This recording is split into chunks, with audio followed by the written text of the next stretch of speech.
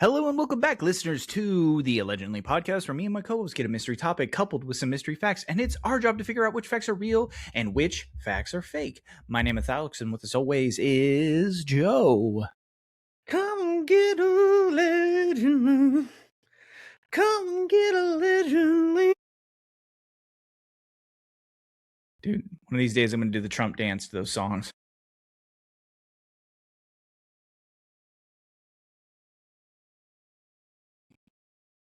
We have Christmas. Yeah. It's very soon. And Yes. I am very happy to say and report that me and my family survived Krampus Day. So, Oh, well then. Yep. There you go. All my kids are still here. And apparently they were not on the naughty list, or at least naughty enough for Krampus. Yeah. I'm now putting together why there was a bunch of kids knocking on my door, screaming, "Let us in." So yeah, you fucked up. Well, no, clearly they fucked up because Krampus was after them. I don't know if I've ever canonically seen Krampus fight an adult. So he's a goat man. So I'm assuming, and I've seen what is it called? Code Red or whatever it is with The Rock. I can't remember. Red 1. Yep. And so Krampus is a 7-foot tall superhuman goat man thing. But I think I could fight a Krampus if I needed to. I've seen the movie Krampus. I don't know about that one guy. I mean, he was just like an undead, hunched over thing. But he also, enslaved people into, snow globes. He turned people into ornaments. So. And snow globes. I mean, at some point, him to hell. I mean, at some point, you mess with some adult's family. You don't think that adult's gonna try to fight back? Look, they did. They did fight back. No, I think they did a good Even job. the grandma did. She lit a big ass fire. Yeah, and still got. Yeah, and all the kid had to do was peg him with the ornament. So all the kid had to do was love Christmas. Okay, that's all he had to do. Right? But instead, he drug his whole family down with him. Isn't that the reason for the season, though? Just to love Christmas. Yeah. So you know what? I don't care those kids got taken. And now my apartment building is slightly quieter. You know what the real war on Christmas is? The fact that they're forcing Christmas down my throats. No, yeah. Thanksgiving too. Like, I think Christmas, I put faith enough in Christmas to have enough glam and fun shit surrounding it that if you just celebrate around people, they're gonna want to participate. There's presents. I don't know what else, I might not be a kid anymore, but I still give me shit, dog. Yeah. I'm still stoked. It's something special to open up something that you don't know what it is. Yeah. There's a little ooh, what if it's something nice? That's cool. Well, as an adult, what if it's money? This big old box, $20. The nicest thing anyone could ever give you.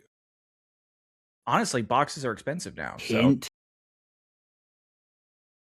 Here's, I'll send you $36. Thanks, man. I'll take it. So someone just paid half my electric bill. I don't even want to talk about that. That's bullshit. Absolute bullshit.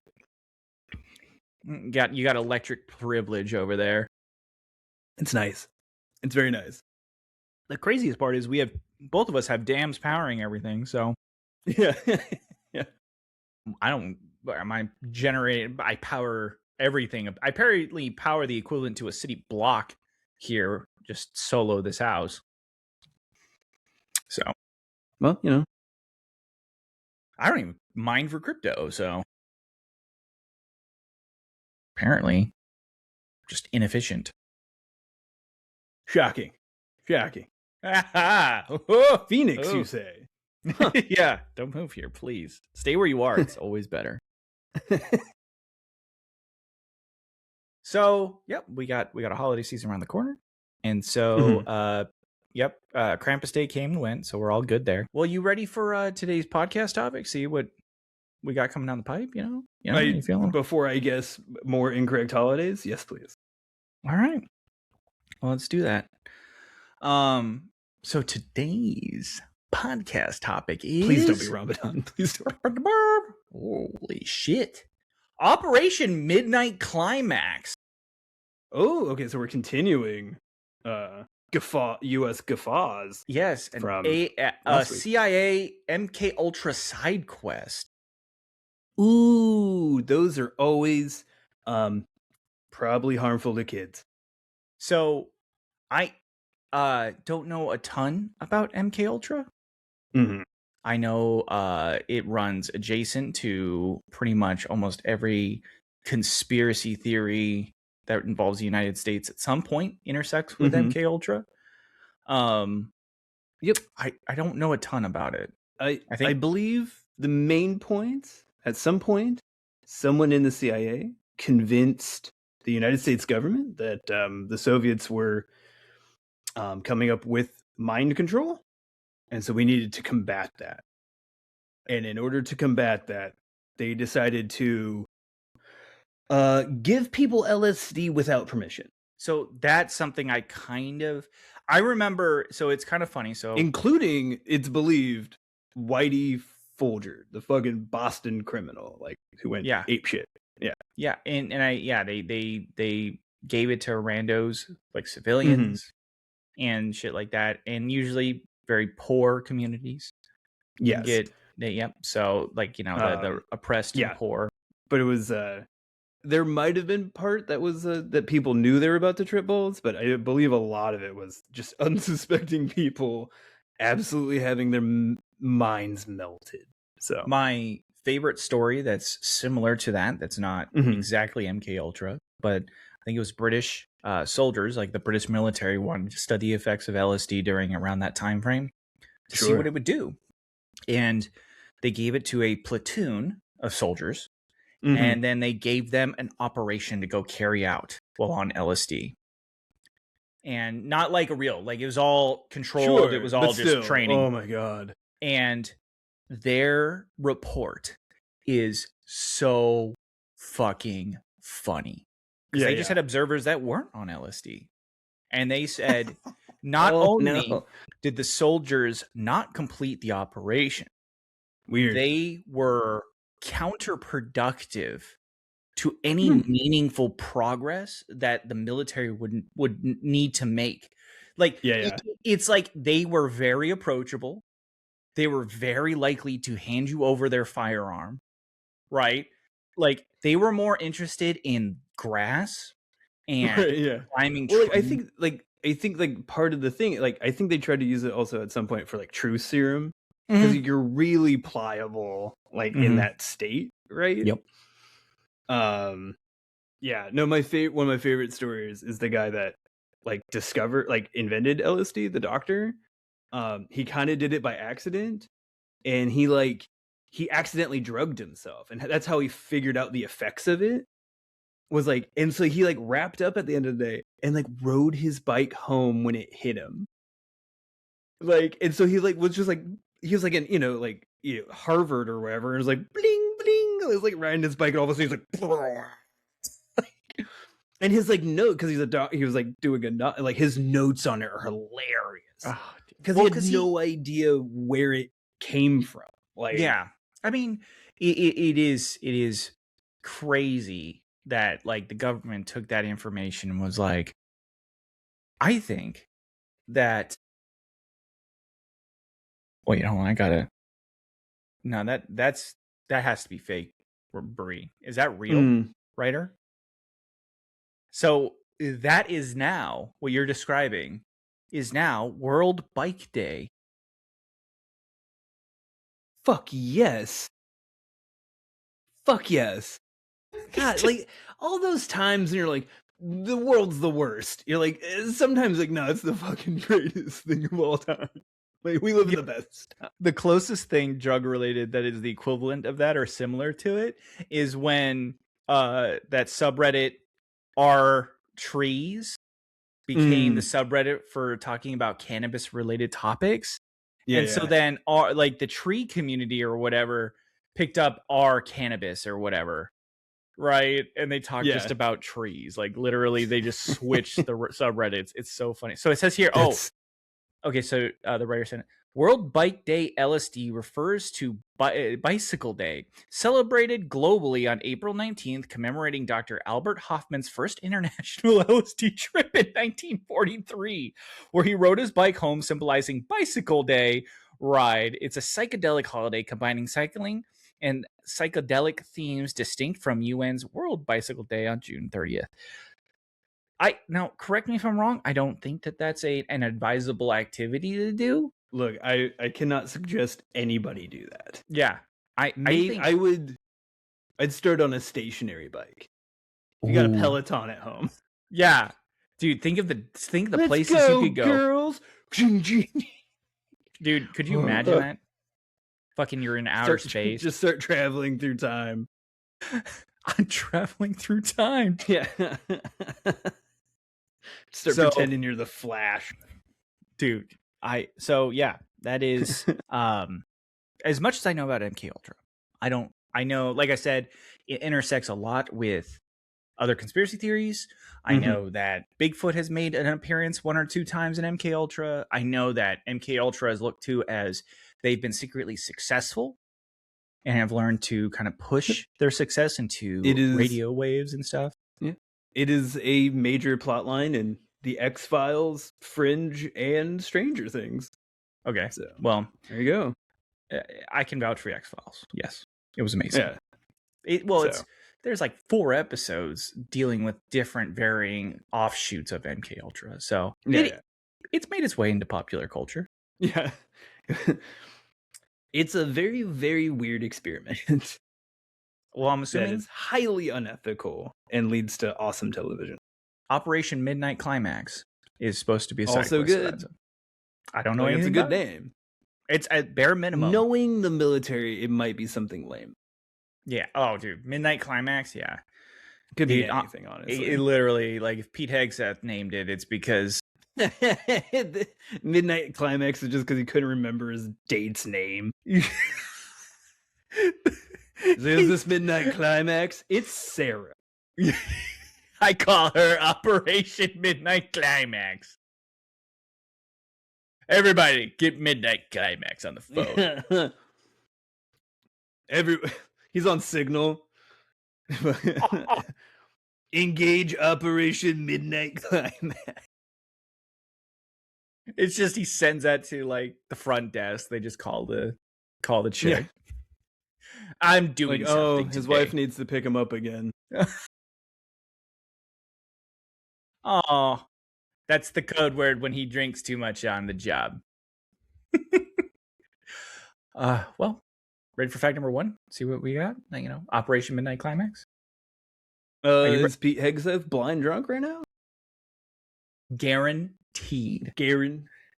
Engage. Yes, engage. All right. Fact number 1.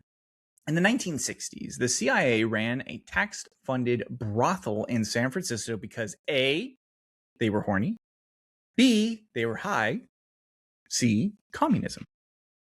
Oh, it's C. It's definitely C. I mean, I think the other two probably followed, but I think if I am venturing to guess, it's all 3. If I'm being honest, I think they came out. I think they told their superiors it was about. I could swing it. I think in the 60s, I could do it. I could say, look, guys, we need to open up a brothel in DC, right? And then center it around a Russian demographic so that we could get the girls to get the communist spies to share their secrets. Do you know who the real commies are? Hookers. Yeah. Well, no, could you see that? And then they could say, and on top of that, we need to have regular surveillance in the brothel. Yep. So that's why I'm spending my evenings overtime. overtime. If a diplomat told someone all their secrets. It's national security, honestly. Not only do I think this is real, I think somebody got paid overtime surveying the brothel. Yeah. Like doing work there. Also, we should probably start a gay nightclub. Yes, that too. Yeah, guys, for real. You know, I think that communism is inherently gay, right? We can all agree that communism is gay, right? Yeah, super gay. Yeah. So what we do is we check it out. We get a bunch of gay communists and we start a Just nightclub. hear me out. We all know how ladies like to yap. Now imagine a lady with the power of a man.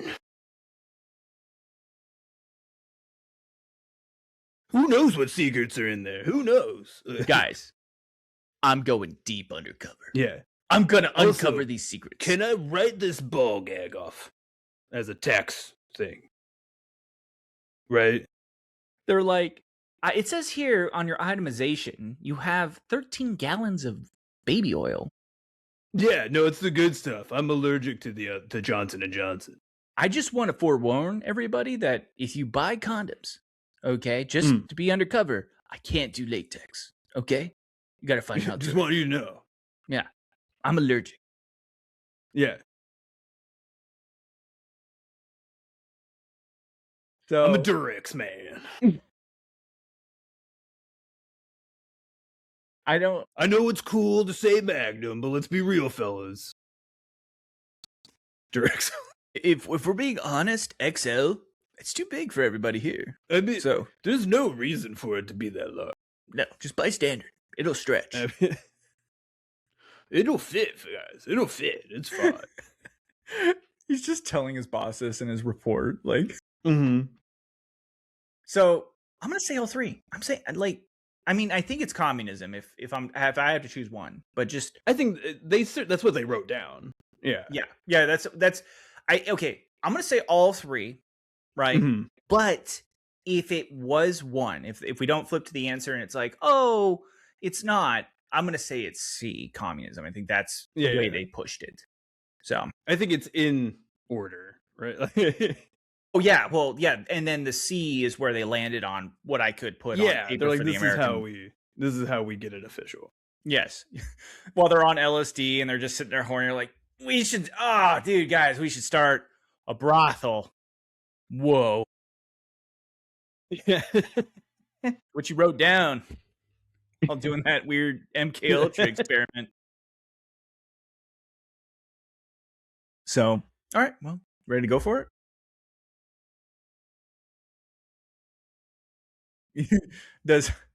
Is Peter Hegseth horny, high, and hate communism, so he's at a brothel right now? Fucking A. Yeah. Fucking A. All right, here we go. For fact number one, we're going to officially go C, but I'm going to soft vote all three as well, just in case. Fact number one, 1960s, the CIA ran a taxpayer-funded brothel in San Francisco. 3, 2, 1, bam. All the above. Nice. Yeah. Just like Pete Hegseth's marriage, we're keeping options open. We had a hard decision and a soft decision. Soft decision. Just saying. So it says here, this all started because some POWs came back from the Korean War and were shown on TV denouncing the US and supporting communism. No way is that switch organic or torture-induced. So obviously, brainwashing. The commies had a head start in the brainwashing game over the West, but we were hell-bent on mastering it before they did. Thus began the brain space race. Sick. At the time, spies in Switzerland informed us that Sandoz Pharmaceuticals, the creators of LSD, had been approached by the Soviets to buy 10 kilograms, the entire world's supply. Nice. That is approximately 100 million doses, enough to make the entire U.S. population trip balls for a week straight. God damn. Okay. Yeah, you know what? Us, dude. Yeah, that's weird. A little sus, guys. That's a little weird. Like, how about we start you off with like 50 milligrams and we see how that goes? Yeah. I'm pretty sure they're still working through. Whoever approached is fired, right? You can't just ask for all of it. I'm pretty sure Russia's. You remember that story about how they left the gift of wheeled cheese, that big ass cheese wheel at the White House, and just sat there, and like it was the next administration's problem. I'm pretty sure that 10 kilograms of LSD is just sitting in some dude's fucking office right now. Like, what do we do with 10 kilograms of 100 million doses? Give it to Bear? Yeah, dude, that's what it is. They love a jet fuel. They love LSD. One for you, one for Bear. One for me, one for Bear. Okay, so it says we were afraid Russians would slip it into the U.S. water supplies, so the CIA immediately wrote Sandoff a check for $240,000, millions today, to buy their LSD supply before the Ruskies could buy it. Except we didn't really know what it did exactly. The only information the company had on it was from tests in controlled settings where the people knew they were taking the drug that had hallucinogenic properties. But what happens if the person doesn't know they are taking a powerful hallucinogenic and suddenly the walls start melting into a Technicolor snowstorm? Would a soldier spill all their secrets or run to the cops? Would a normie kill someone on command, or would they kill themselves? There's really only one way to find out. Yeah. Start a brothel. Yes. Yep. Guys. Obviously. Guys, here's the thing. You're going to walk into this brothel. All they're going to serve is prostitution and LSD. Yeah. Trip balls. Trip balls, suck balls. It's got everything. I'm really hoping that this entire story, Operation Midnight Climax, is literally the prostitution, like the brothel. I don't want to deviate from the brothel. I want all this crazy shit to happen around the brothel. So I think so did they. So I think that's the Operation Climax. I think that's the climax. It's rare, but sometimes the U.S. government and I are on the same page. All right. Well, fact number 2 is the spy camp that trained CIA agents in the art of ungentlemanly warfare was called A, Camp Spy, B, Camp X, C, Camp David, or D, Camp Campington. Okay, well, Camp David's a real place. This is hurting me. I want Camp Campington to be real so bad. It's very funny. This might be just as funny as like when the Washington Redskins were no longer the Redskins and they had to switch it up. And so they just became the Washington football team. I love that name so much. It was a very good name. I wanted like them because they're Washington D.C. That's what they're supposed to be, right? So yeah, like everybody's in like a fucking suit and tie. They're just boring, and I loved it because of that. It's just beige stadium. It's like everybody sits in a cubicle in the stadium. Welcome to Washington football team. Like I loved it. So Camp Campington. It's very funny. Honestly, if I'm guessing, it's probably Camp X because they thought they were so cool. Yeah. I guarantee you the guy that pitched it was jumping in the air trying to do X with his body. Welcome to the Camp guy that started it. Right? Little did he know he started the arms race of every dumbass putting an X in it. Yeah, they probably call it like Spy X now or something. Yeah. I don't know. Camp David's a real place, though. It is. Yeah. That's where the president, like, vacations from time to time. How old is Camp David? Is it old? Is it past this point? Or could it? I think it's been around since at least FDR. Because could it be possible that they used Camp David and then transitioned it as a government facility to be a vacation home? I genuinely don't know. It's because it's not really a vacation home. It's like he has like meetings there. I think it's counterproductive if you repurpose Camp David as like a presidential place where the president might just pick up a bottle of water, drink it, and he's tripping fucking balls. I don't think that's a good look for your president just to be like, I don't think your underground spy camp should be near the president. Yeah. Right. Want to distance that little plausible deniability there. Especially if you're dealing with like a lot of drugs, lethal doses of drugs, you know? Yeah. Things like that. Yeah. Also, isn't Camp David near what's that super military academy? Westfield? West Point. Isn't West Point near Camp David? I don't even know where Camp David is. Camp David might be pretty old, honestly. I don't know. And also, I wouldn't put it past them that they came up with an acronym and it accidentally spelled spy. Like it was Special Projects whatever, and they didn't realize that it was spy. Camp Spy. Right? Because they're like, oh, we love our or not anagrams, but okay, I'm gonna leave it up to you. I'm withdrawing my vote because I can't choose. Ooh. I want Camp Campington so bad. It's swaying my rational decision making. But I feel that's like Bodie McBoat face. That was real. Yeah, but like that was like the public who voted. Everybody in the department, we put up multiple votes, and they came up with Camp Campington, which made us realize that we should not be giving people in the department LSD before we send out these surveys. Right. Camp Campington's the funniest one. Camp X is the saddest one. Camp Campington is literally... So my wife and I, we were driving to get some coffee the other day. We drove past his van. And it was like, the van was the creepiest, just white sketch van, windows tinted. And it said like Arizona Services on it. And like, we are the best for our customers. There was no discernible. Yeah. There was no discernible any sort of marker on it. And I'm like, that's either like an FBI surveillance thing. Yeah. Or it's like a PI, like a private detective, like trying to find a cheater or something.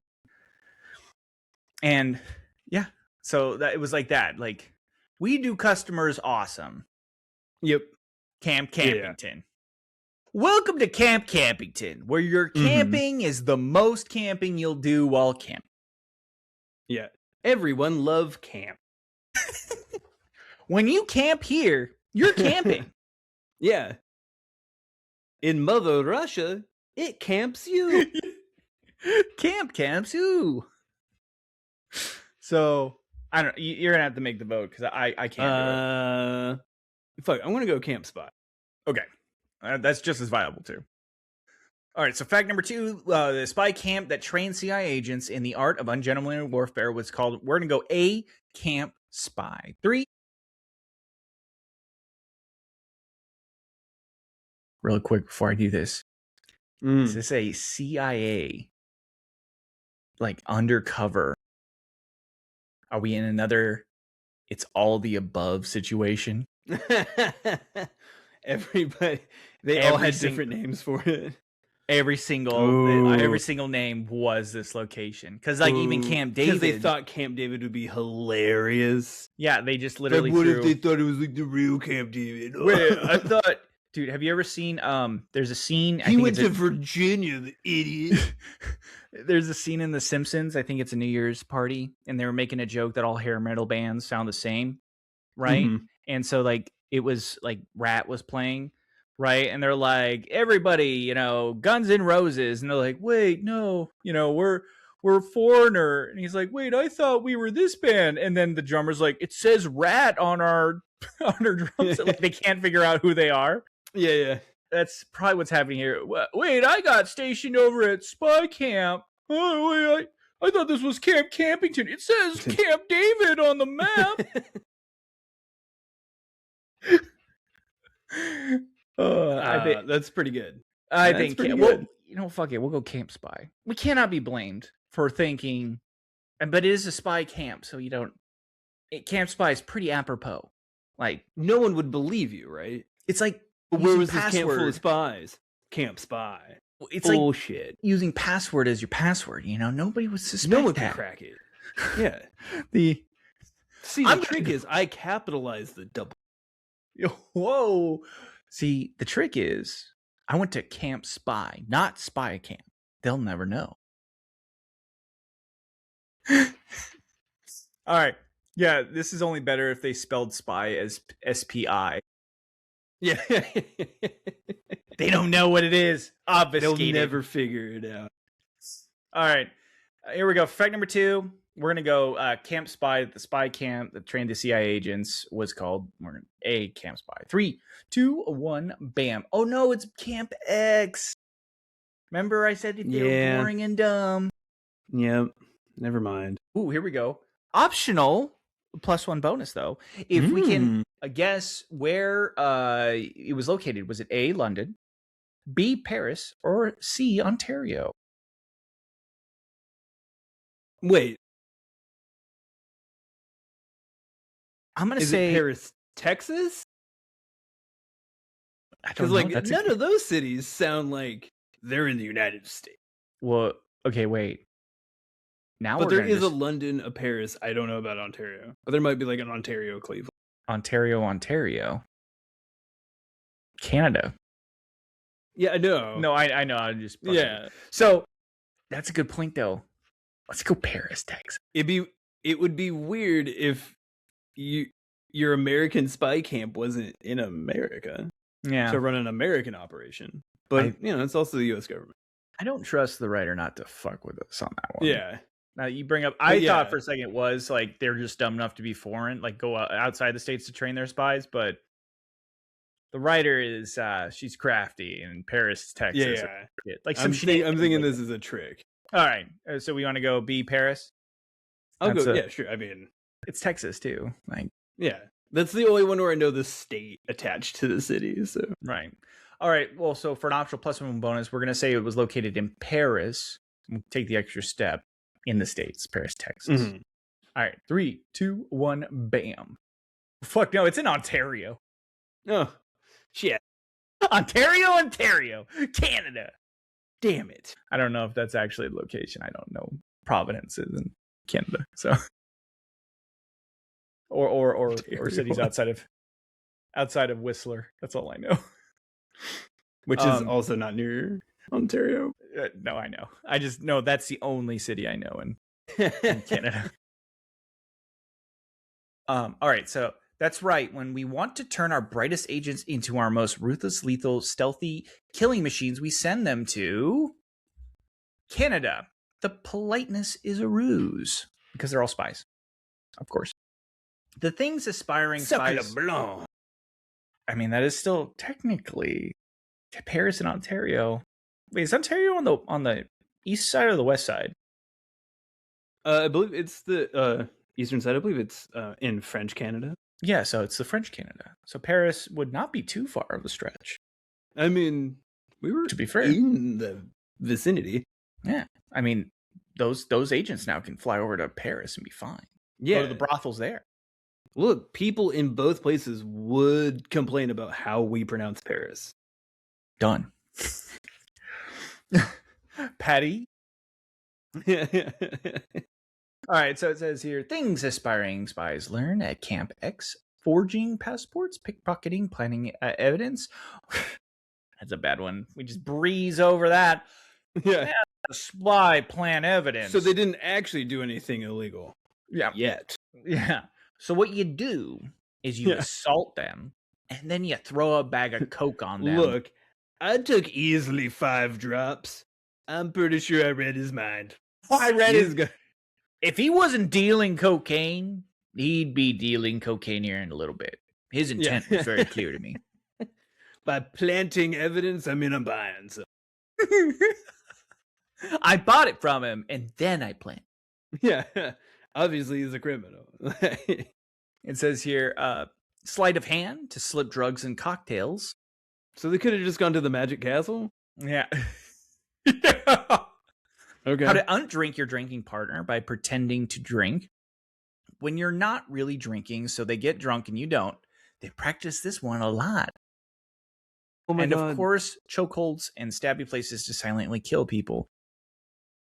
Oh, So it's just a pickup artist academy. Yeah, this movies show you sexy James Bond, but reality is fancy spy school gave us a sweaty racist alcoholic pervert named George White, a federal narcotics agent moonlighting for the CIA with zero accountability and an insatiable hard-on for non-consensual BDSM. You could have ended that sentence at George. Yep. We would. The rest is inverted. Yeah. What I'm realizing is they thought this shit was the coolest shit. Yeah, and it's stuff like this when you realize that, like, well, they're not getting the best and brightest. No, but like, think of the hoops they had to jump through in order to make this happen. Send somebody out to Canada.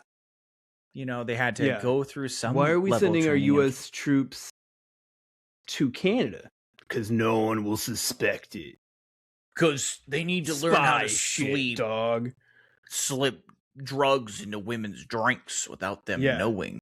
We gotta practice passing briefcases with briefcases. Yep. So what you do is you palm the drug, see?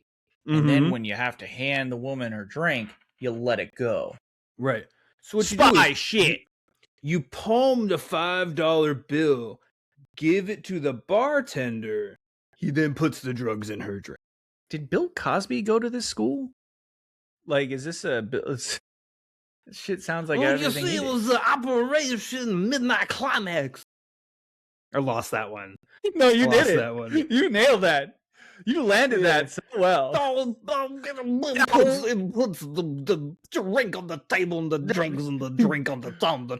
You learn to stab them in their in the parts that make them gold. You don't make the noise and.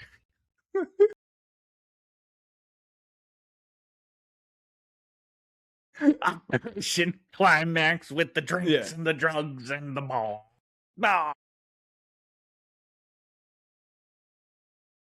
Oh no, it's headcanon now. He attended Operation Climax in Ontario. That's a new fact from Allegendly. Make it so. Bam. Well, we didn't get it right, Joe. I'm sorry. We lost the handle on that one. Apparently. Yeah, because we're good at being normal. I mean, that's what so we have to get over. Like the best. Yeah, like you think the spy is going to be fucking Tom Cruise in Mission Impossible. Mm-hmm. In reality, Tom Cruise would just be walking around, picking up chicks, drugging people, and fucking just being a general asshole to everybody. That's the what's his name? Ethan. So Danny Masterson. Yeah, got it. Yes, exactly. We think we're getting what's his name? Ethan. Tom Cruise's character in Mission Impossible. Ethan Hunt. We think we're getting Ethan Hunt, and we're getting Danny Masterson. Yeah. We're getting Bill Cosby. Cool. Well, that's the American government for you. All right. Yay.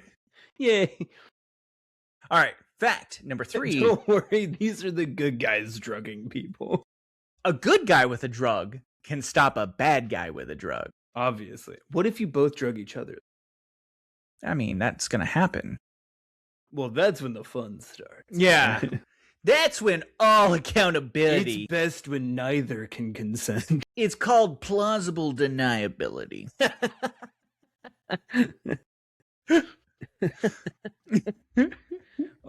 Your Honor. In my defense, before the orgy started, I think we drugged each other. Yeah.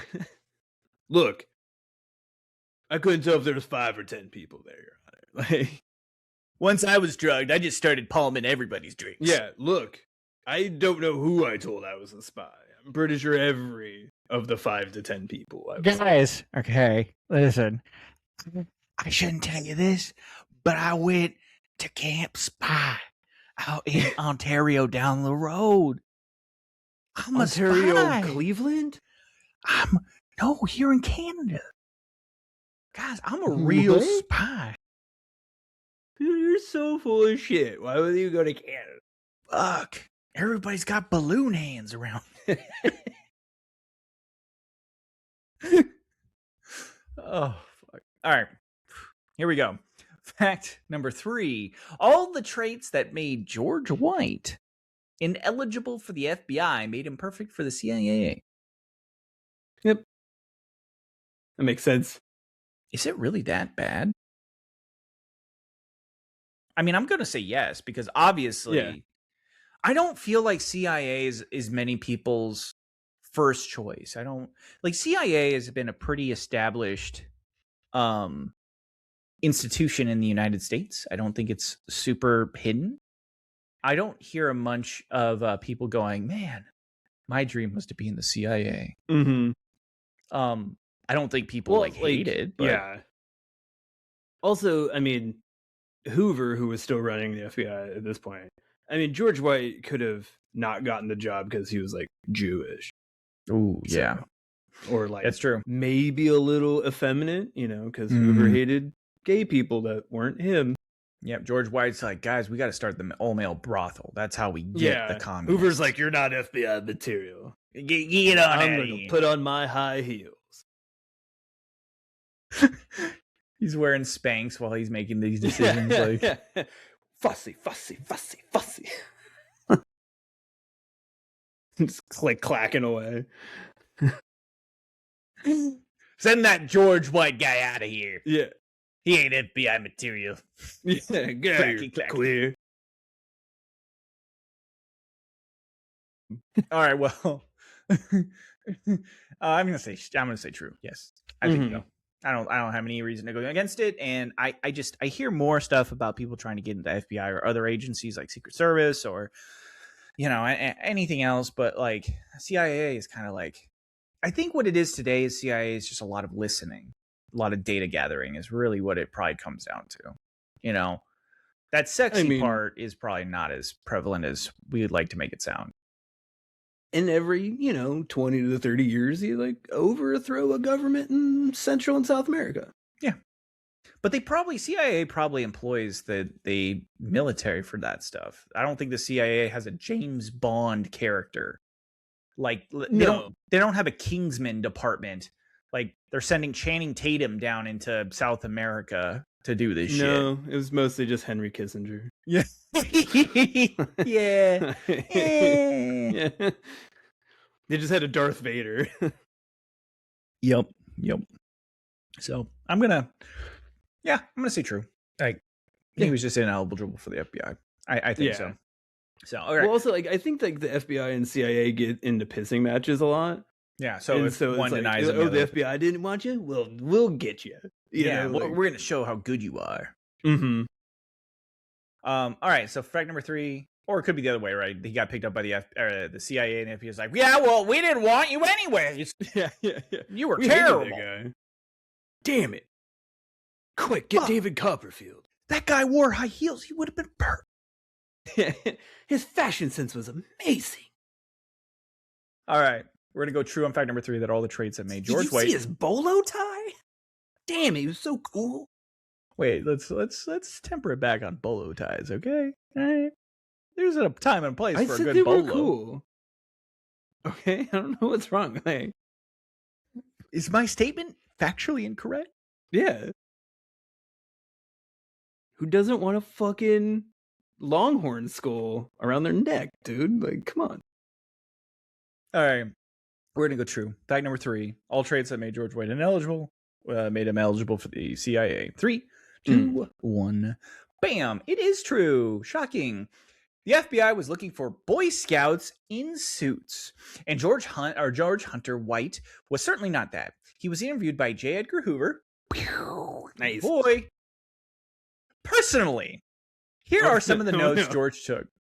Slovenly appearance, lacks sincerity, temperamentally unsuited, arrogant and cynical, aggressive and violent, drinks too much, and doesn't follow protocol. Okay, wait. I'm gonna put a break on this real quick. I feel he was interviewed personally. Now, in my experience, the interviews genuinely last about 30 to 60 minutes. That is an interview. You sit down, they ask you questions. At the end, you ask their questions, and then you wrap up and you leave, and then they got their notes.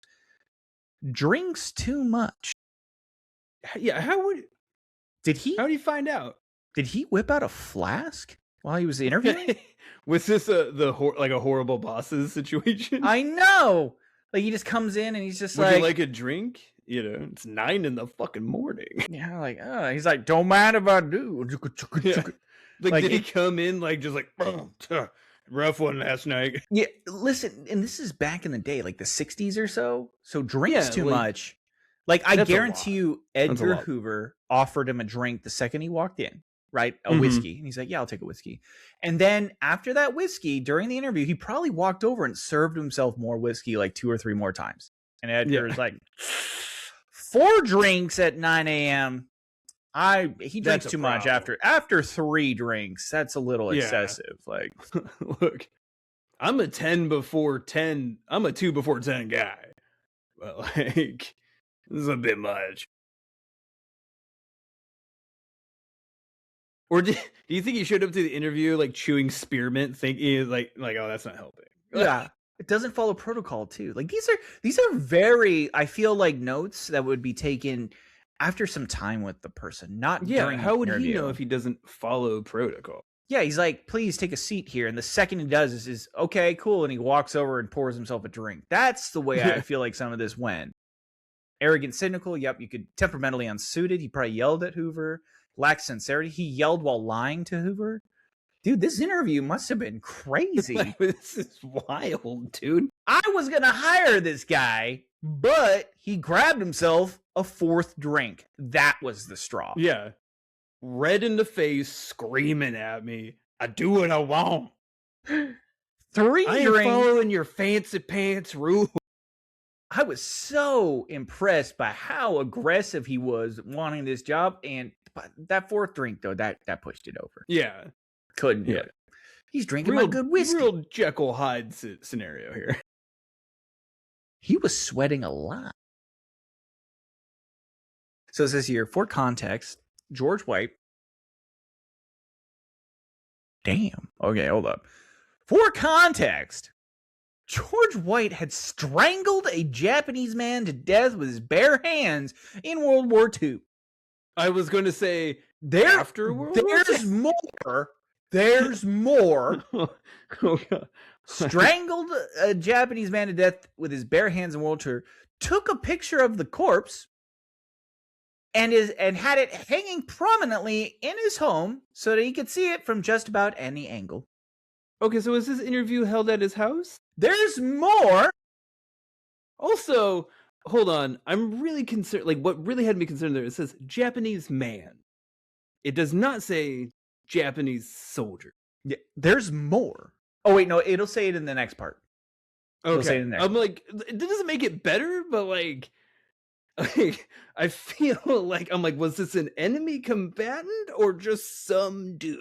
So, the last part either of this, way, bad, but like, how bad, He claimed the dead soldier watched over him. I mean, yeah, his picture's in your fucking house.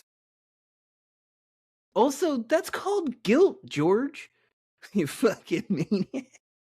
So, okay, so it sounds like Hoover came to his house. That's not a ghost. That's the feeling called sad. Okay, so some of this makes more sense, though.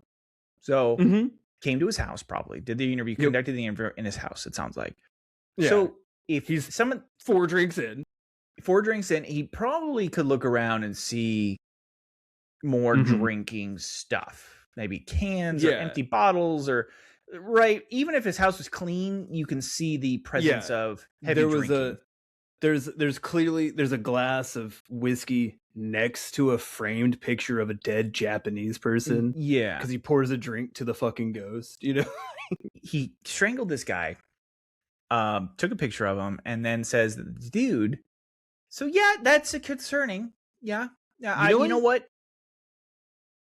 I don't agree with Hoover a lot.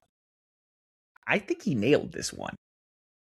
Yeah, I'm gonna go with he's not. Is he not just FBI material? He's not material for most things. I wouldn't want him dog walking. Like, what the fuck are you talking about? I'm surprised Peter Hegseth isn't trying to get him in the DOD right now. This is clearly the next Secretary of War. This dude is Pete Hegseth's end state. Like, this is his final form. No, because this guy actually did some military shit. That's what I'm saying, though. Like, yeah, this is real version Pete Hegseth. Pete Hegseth just has the drinking, and probably a picture of a dead guy. That hey, to be fair, we don't know. Pete Hegseth might have strangled a Japanese man. Yeah, just he has like 4 pictures in his. Yeah, we don't know. Honestly, it's probably more just women and serial killed over the years. You know what I mean? He's like, here's my wall. They watch over me. Just drinking away. Your ex-wives, Pete? Oh. Yeah. There you go. It says here, the CIA read all that and said, welcome to the team, brother. He began operating a CIA safe house in New York, inviting his friends over for parties, slipping LSD into their pitcher of martinis and watching them freak the fuck out. But you can only surprise drug your friends so much before they catch on and stop hanging out with you. He needed a refresh. Okay, so more than once? I'm concerned. They had 10 kilograms, 100 million doses of LSD. Right. They had some spare. You'd think after the first time, word would get out that he drugs people at his party. I bet you, if I'm logistically thinking this, I bet you he threatened his buddies or whoever with, this is a safe house. Like, we should not be here, so you couldn't get in trouble. Yeah. If you went out and said something. So that's probably why he got away with it for so long. Yeah. Like, once they woke up, he just strangled a random Japanese dude, and everyone was like, oh, shit. Oh, fuck. It says here the CIA moved to San Francisco. Okay. He needed a fresh new batch of unsuspecting human test subjects. The CIA moved him to San Francisco, where he went undercover as a sleazy beatnik named Morgan Hall. They rented an apartment known as The Pad, where he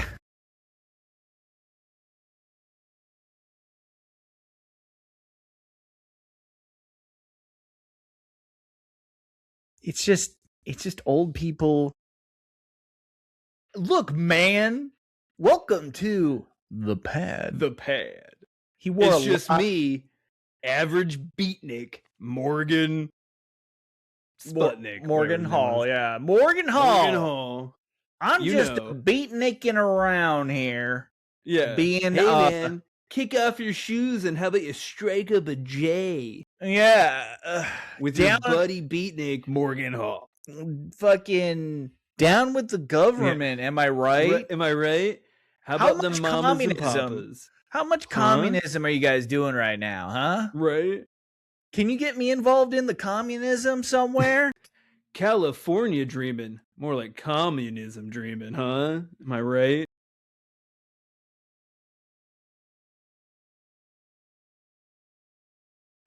Everybody here loves the communism. I know I do.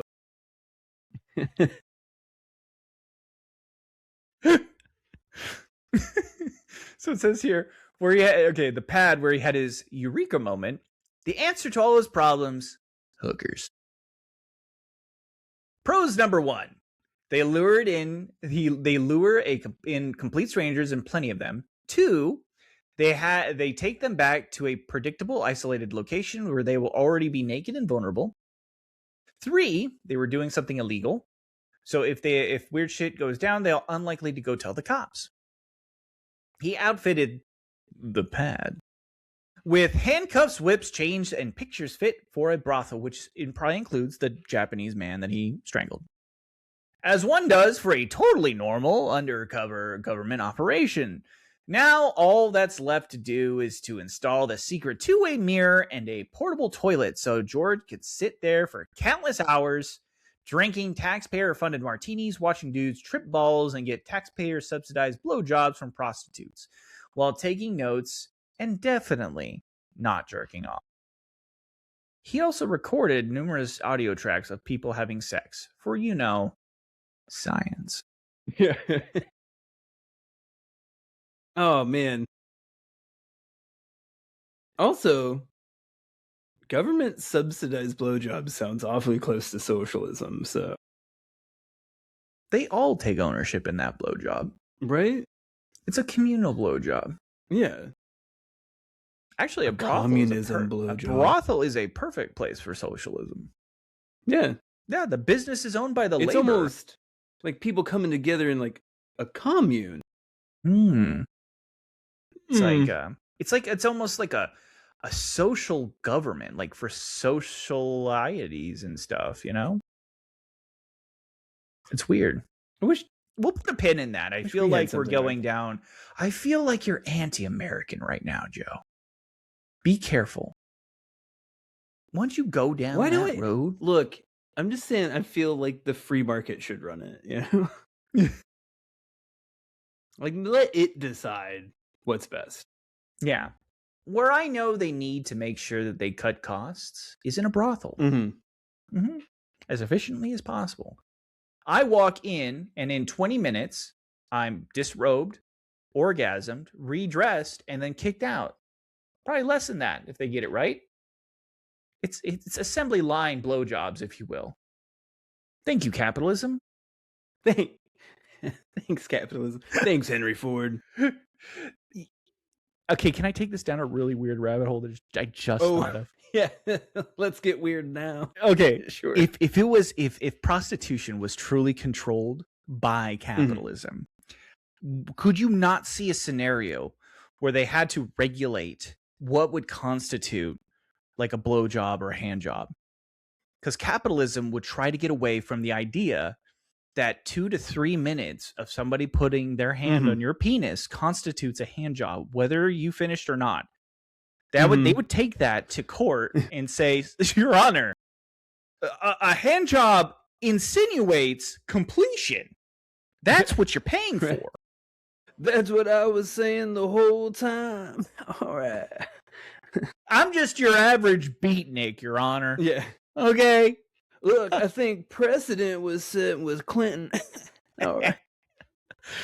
Oh, yeah, I'm just saying that at some point that would be litigated on, I think. And then some regulation, probably tied back to HIPAA or something, would be set that says, yes, climax would have to be achieved in order for it to constitute. State via blue balls. Yeah.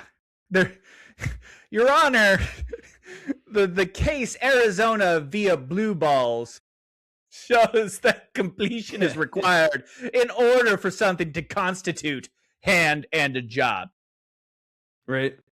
One without the other is merely just a hand. Right. And that is a separate pricing tier. Right. I believe in the heartfelt words of conjunction junction. What's your function? Okay. Hand job. Hand job. Okay. The funniest part about your fucking joke is I had no fucking clue where you're going with that. Until when you put it together. My friend was like, that's fucking funniest shit you've ever said in your time. I like to reference conjunction. What's your function? For senior school, I was wrong. I was like, yes, Joe, and I'd like to reference, I'm just a bill. Yes, I'm only a bill. But then you wrapped it up so eloquently. I was like, okay, this is fucking great.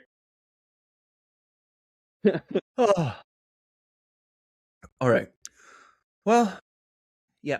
So now we have a brothel run by an alcoholic, drug-addicted racist. Psychopath. Yeah. A literal psychopath. Yeah. Man who's choked out another man during war times. Which might not, the fucked up part is him murdering somebody with his bare hands might not even been the most traumatic thing this guy went through.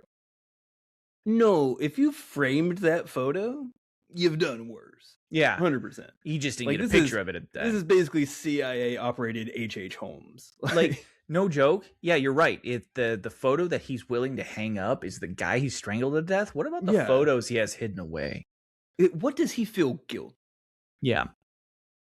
So, yeah, well, let's see how average beatnik Morgan Hall deals with the pad.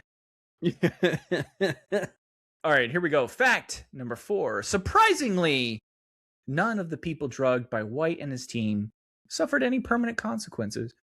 No, they died.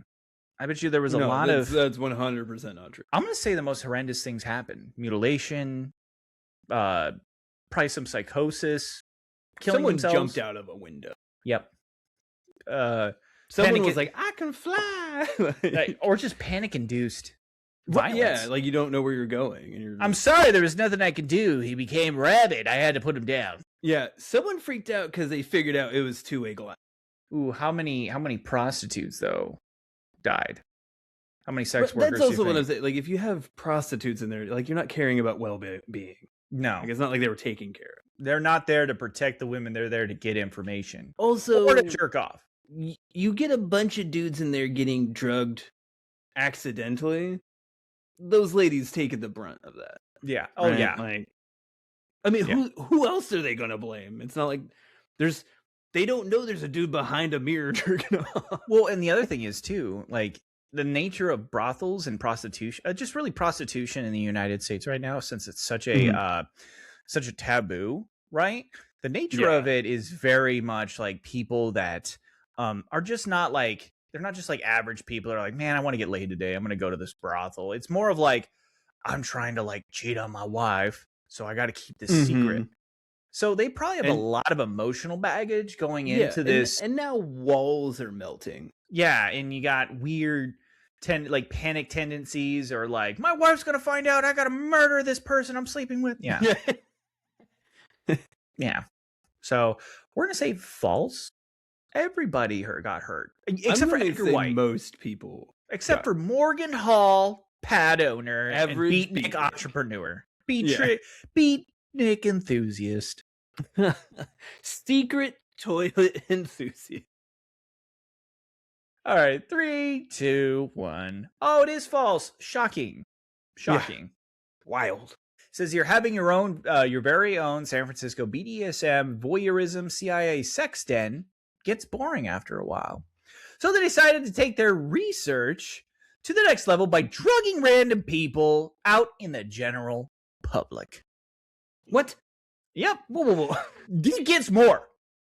They sprayed aerosol LSD into crowds, drugging their colleagues, and took some acid themselves just for funsies. Well, I mean, when you have so much of it. There's more!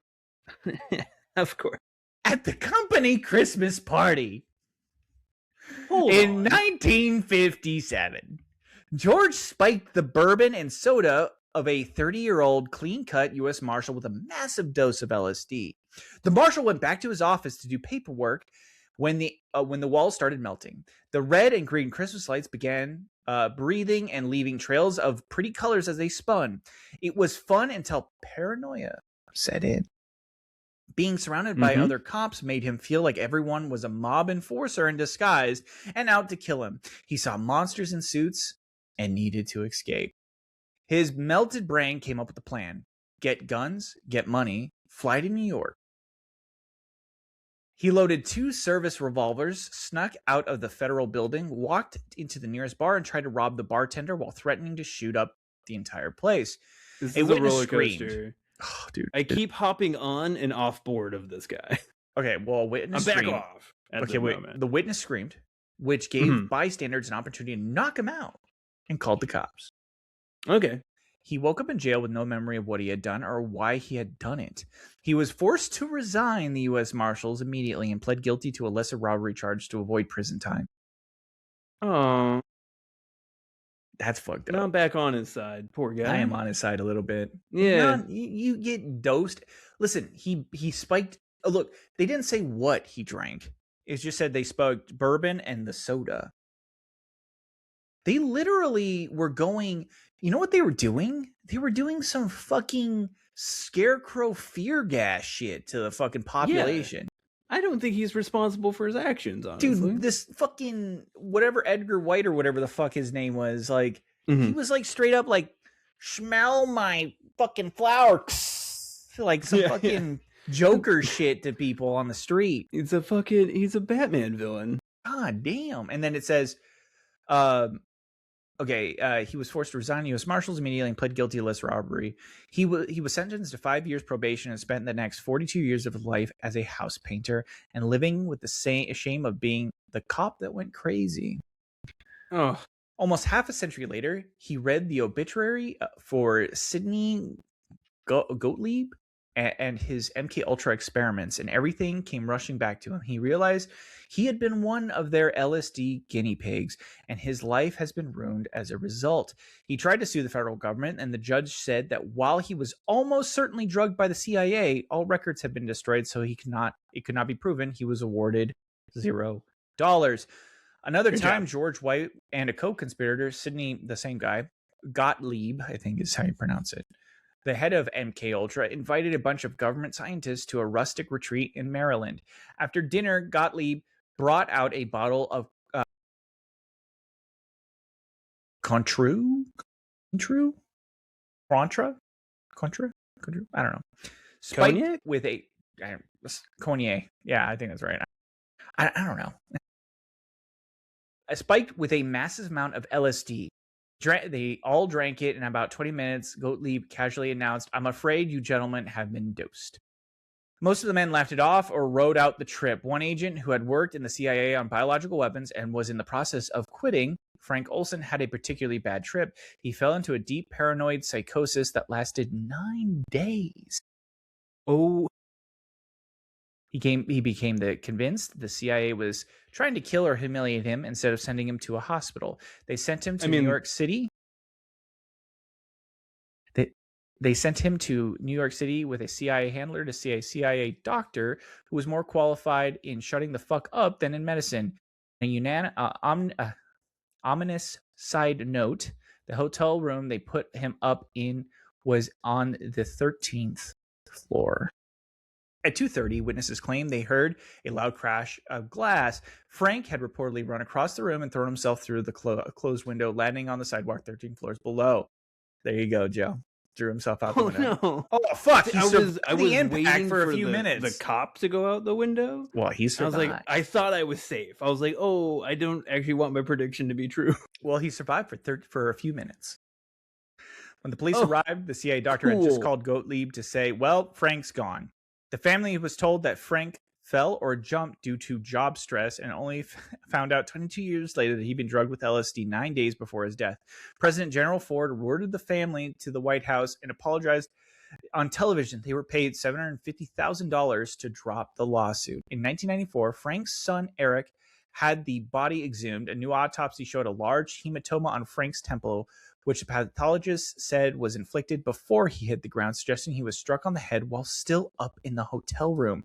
The physics of running through a closed window didn't add up. He reported that it looked more like he was thrown. If that wasn't sus enough, a CIA manual from the 1950s on how to commit assassination explicitly states the most effective accident in simple assassination is a fall of 75 feet or more onto a hard surface. It also recommends a blow to the temple to incapacitate the victim first. The family now believes the CIA knew Frank Olson was quitting and could possibly blow the whistle on illegal biological weapons testing in Korea. He was drugged to discredit him, make him look crazy, and when he didn't calm down, he was eliminated. What a roller coaster that one was. Can we get back to the brothel? Man, yeah. Government sanctioned internal assassinations.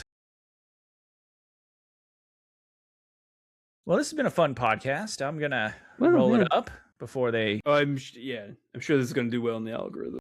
You're like, I don't know what Alex was doing in the fucking Empire State Building a couple days ago. He jumped through a window. He just disappeared and jumped through this window. He got tickets. He got random tickets to see Hamilton. It was wild. I didn't even know it was still on Broadway. Yeah, he was going to see Cats. I didn't even know that thing was a thing still. I didn't honestly know he was a musical fan. Well, there you go. So, dude, lost his job, ruined his life. Mm-hmm. Could you imagine that, going through your entire life thinking the LSD you were purposely drugged with right, was just like nobody told you. You were just crazy. Yeah, you just thought you went crazy. Nobody circled back up to this guy and said, hey, that party you went to had a fucking punch bowl full of LSD. Yeah. Like, nobody did that. BT dub. MK Ultra. Fuck, dude. Yeah. Wild, dude. Fucking wild. I can't imagine just thinking you snapped. Right? Like, you just like... Look, and Ford's just like, just give him money. I mean, at least that dude got money. The other guy got shafted. Yeah. Well, this was hard. Well, Frank's son had the body exhumed. It was very difficult for... Literally, he gave them money only after they were like, he was probably murdered, no investigation, drugged, and killed because he was going to quit his job with the government. That's because they gave him money to drop any lawsuits, to say, you can't sue us, here's $750. They basically hush money is what they paid him. Still. So, not a good look. All right, here we go. Move on past that. Boy, there's still one more. Okay. Yeah. Fact number 5. Later in life, George White had deeply regretted his actions. Nah, he died early. No. He died he probably died taking too much LSD. What do you think?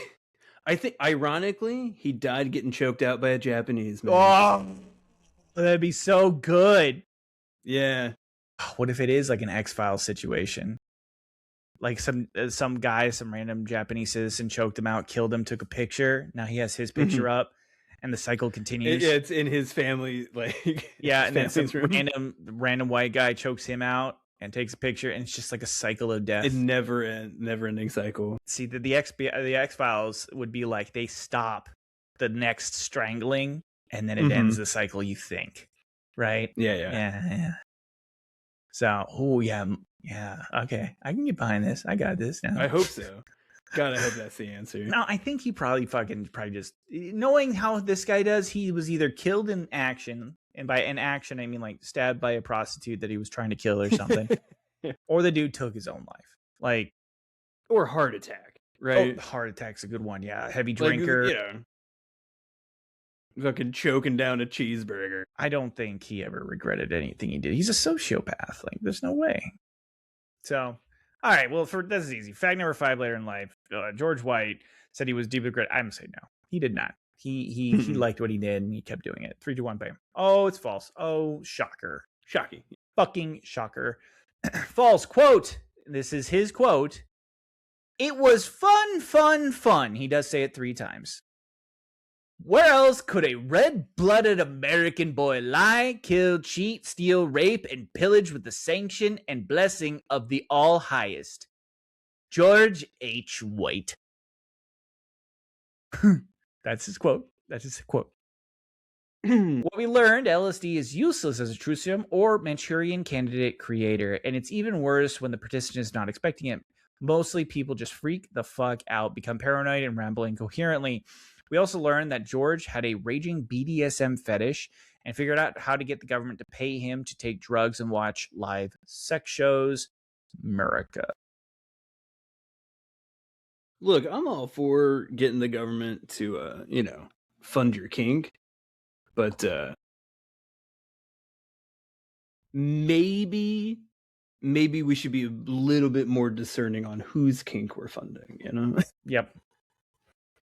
Not a good look. Not a good look. Why is it never a furry convention? Like, why is it not like, why couldn't he been into My Little Pony? Dude, what I'm saying? It's just, yeah, that's it. No, that's brutal, man. Damn. Operation Midnight Climax. Now I understand that he probably came up with that. 100%. George H. White. He's like, I like the climax. Midnight sounds cool. Midnight sounds cool. The only thing that would make this story just a little bit worse if that H in the middle stood for like Hitler. George Hitler White. Just Hunter. Yeah. George Hunter White man. Yeah, I'm like, it's like, it makes sense. CIA, dude, like, I feel like when it comes to like really low income jobs, scrutiny is aggressive. Like, if you're going to come in and be a janitor, I'm going to make sure you pass every single background check imaginable. When I let you spearhead a CIA undercover operation where you're testing drugs out on unsuspecting brothel patrons, Yeah. we can skirt it. I'm gonna go off vibes. What did you do before this? Oh, you were in the military where you strangled a dude and then had sex with his corpse? Yeah, I did that too. All right, you're hired. Hey, you like spike and punch bowls too, huh? Yeah, it's pretty cool, huh? All right, you're in, buddy. Yeah. God damn, like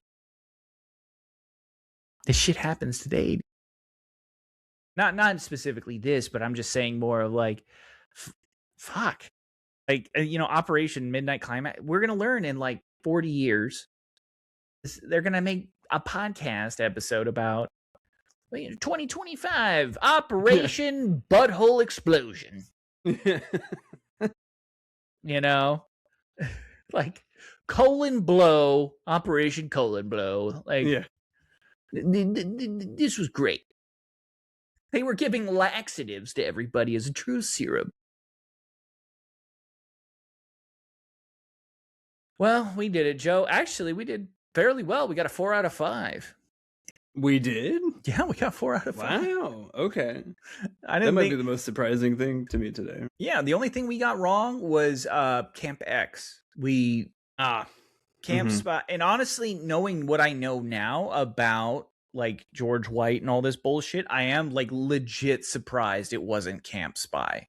Yeah, honestly. Yeah, I mean, he named his brothel Operation Midnight Climax. Yeah. Welcome to Brothel Brothington. Yeah.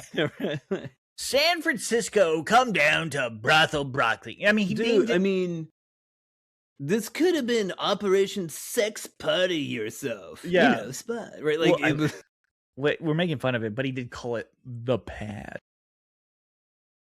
Listen here, man. All right. Do you want to push back against the government? Down with the man. Or just cheat on your wife? Yeah, come back to the pad. The pad. He's just. Do you think everywhere he walked, it was just like? He just was like, do you like the Black Panthers, or just black people? How about black prostitutes? Do you like? Just come to my house. Just come back to the pad. The pad. We get tax subsidy bulk. Yeah. Doesn't matter the kink you're into. I got it back at the pad. The pad. Yeah. Oh shit. What size gimp mask are you? 7.5, 8? Anything above or below, 6, I think I got it. But if it's a 6, I'm gonna have to order out. So you'll have to wait a day or two. I don't have that one at the pad. I'll have to go check our inventory. Not at the pad. At the pad. Fuck. Well, that sucks for us, but it's a great podcast topic. And if this is the shit we're pulling, Russia is definitely doing something crazier, right? Like, the one thing I do trust is that for all the shenanigans, like the shitty shenanigans the United States does, right? There's still a little bit of me that thinks that it's not as bad as other places that try to accomplish the same thing. Like, we're doing horrendous shit. What about this shit we just like? This shit showed up in papers and stories and testimonials. So like we figured it out. What's the shit we didn't figure out that happened in Russia? Like that kind of shit. Well, obviously we didn't figure out much. The truth is they could have almost been doing nothing because we were so inefficient at actually spying on them. Apparently, yeah, we were very busy in brothels while they were apparently doing communist stuff. Yeah, well, what if they were just like, LSD doesn't really do anything, so we just walked from the project. Right. Like day one. And then we're still like, we're 6 years into Operation Midnight Climax. Fuck it, let's launch a dog in space. Like, fuck it. Let's work on Sputnik. Yeah. Oh my god. You want to close this out, dude? This successful podcast? There you have it. That was this week's Allegendly podcast. If you would like to share your favorite company cocktails, do that on the socials at Blue Sky. And are we still on the other? Yep, we're on them all on right the TikTok. Now. Yep, we're on TikTok. Okay, yeah, we're on the TikTok. For now, it's not gone. Yeah. That's cool. All right. Well, look at that. Yeah. So, if you'd like to, figure out what we like to call our pad, the podcast, tune in every week here on YouTube. Be sure to hit all the buttons. Or if you don't want to look at us, you just want to hear our sultry voices as we describe the podcast. Horrendous events. You can do that wherever you find your podcast.